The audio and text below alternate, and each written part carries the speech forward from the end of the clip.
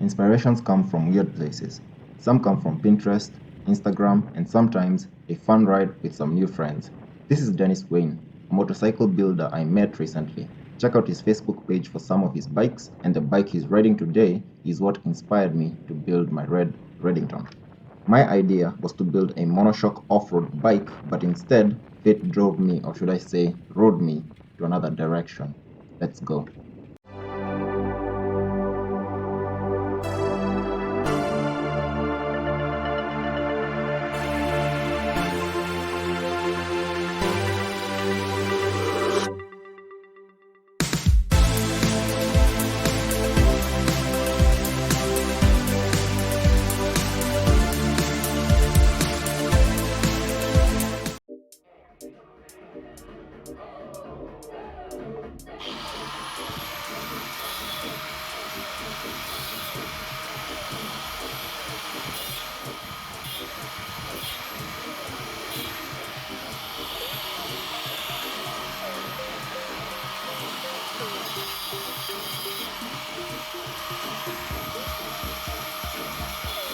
Now, as promised, here I am turning my living room into a mini garage and concert.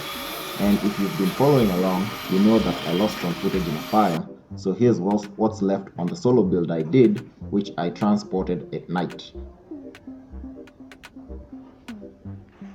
Now the bike couldn't run, so we had to pull it home with the help of a friend. I was so excited about getting started that I just pushed it into the parking spot in the apartment and couldn't wait for the next day.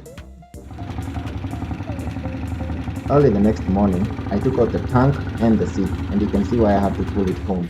The engine runs, but the throttle is broken.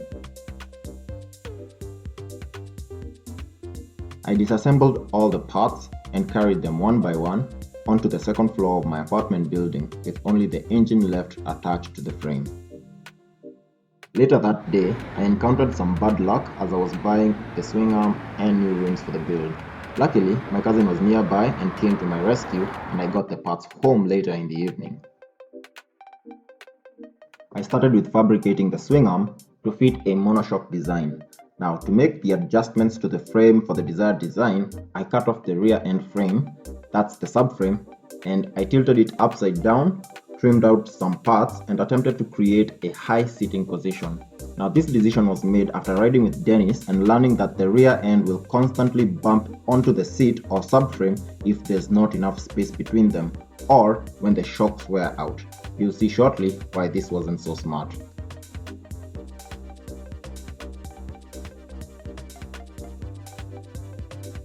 I made a short weld joint to hold the rear subframe in position and support the weight of a single rider. Growing up as a kid, I used to draw cars with a futuristic winged tail, and this kind of design brought in some nostalgia from like 2003.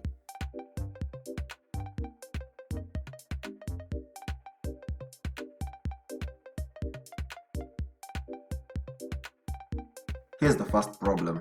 I can't fit this bolt that's supposed to hold the shock back into its original position. I made the weld while I had taken out the shock, and if I had welded this while it was still attached, there would have been no way to replace the shock without chopping up the rear subframe. This means this needs to be redesigned. Even worse, I realized that my monoshock design could not withstand the bike's weight, and my high-winged tail design was higher than Musk on a Joe Rogan show, so I shortened that while redesigning the suspension. Immediately after making the changes, I couldn't resist attaching the assembled front to see what the bike would look like.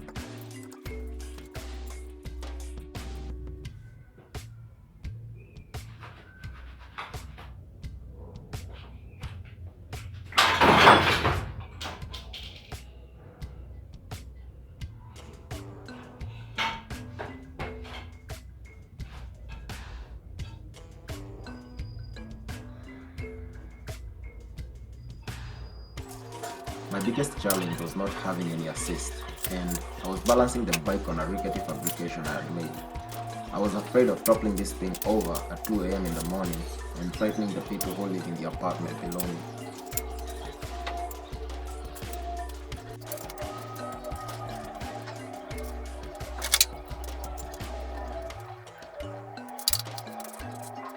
After around an hour of fumbling, failed attempts, and blunt breaks, I finally managed to get there to attach the front frame, and I also cut the original seat and shaped up the cushion into this shape.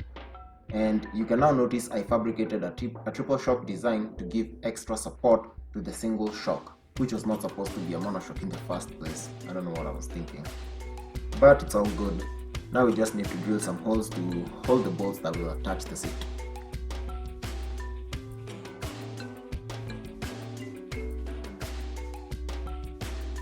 So off camera, I took the seat to get a cover and I also attached the handlebar. It's definitely taking shape.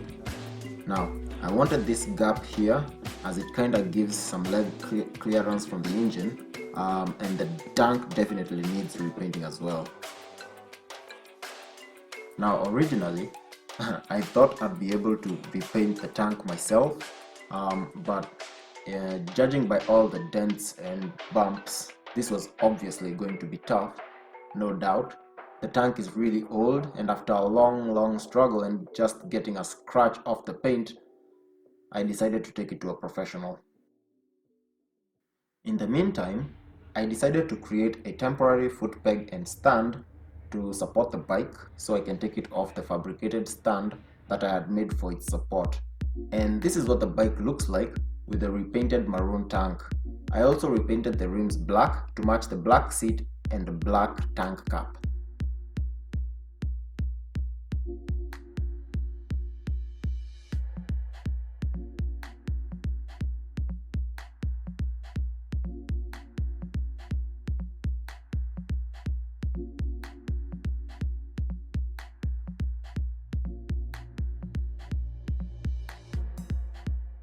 The foot pegs were temporary, so we need to get rid of them.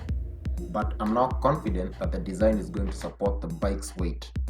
Let's get to work.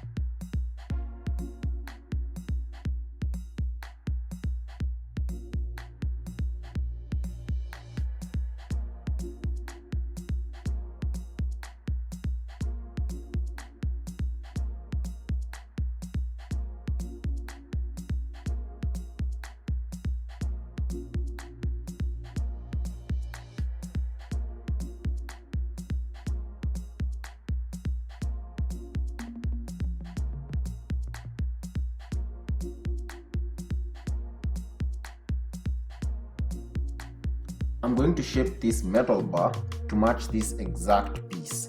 This way, I'll create a stronger and easily detachable foot peg that also serves as the bike's stand.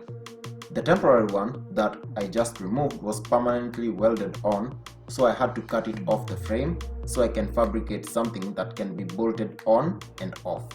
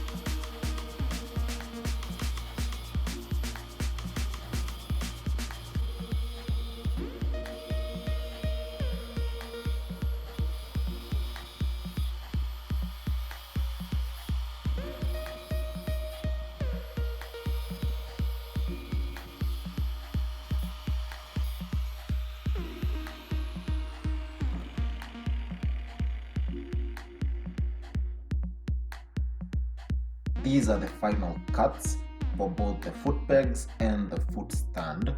I managed to take photos of this. I took them to a workshop nearby to get those holes bored out for around $3 total. So here's the fabricated foot stand with the foot pegs. And as you can notice, it is detachable, and that means I can upgrade it or fix it if it breaks or bends without having to cut the frame again.